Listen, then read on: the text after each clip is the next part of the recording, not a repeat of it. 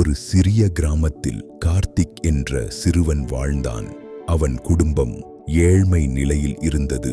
பள்ளிக்குச் செல்ல தினமும் 3 கிலோமீட்டர் நடந்தே போவான். நண்பர்கள் சிலர் அவனை ஏளனமாக பார்த்தார்கள்.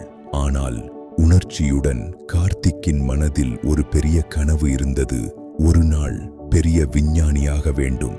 வீட்டில் மின்சாரம் அடிக்கடி இல்லாததால் அவன் தெருவிளக்கின் கீழ் உட்கார்ந்து படிப்பான். மழை வந்தாலும் குளிர் இருந்தாலும் அவன் முயற்சியை ஒருபோதும் நிறுத்தவில்லை. இவ்வளவு கஷ்டப்பட்டு என்ன பயன் என்று கேட்டார்கள். அவன் சிரித்தபடி சொன்னான், இன்று கஷ்டம், நாளை வெற்றி. ஒரு நாள் பள்ளியில் அறிவியல் போட்டி நடந்தது. பல மாணவர்கள் கலந்து கொண்டனர். கார்த்திக் தனது சிறிய முயற்சியால் ஒரு புதிய சின்ன இயந்திர மாதிரியை உருவாக்கினான். அனைவரும் ஆச்சரியப்பட்டனர். இறுதியில் முதல் பரிசு அவனுக்கே. அவனை ஏளனமாக பார்த்தவர்கள் கூட இன்று அவனை பாராட்டினர். கார்த்திக் நிரூபித்தது ஒன்றே, சூழ்நிலை எப்படி இருந்தாலும் உறுதி மற்றும் முயற்சி இருந்தால் வெற்றி நிச்சயம்.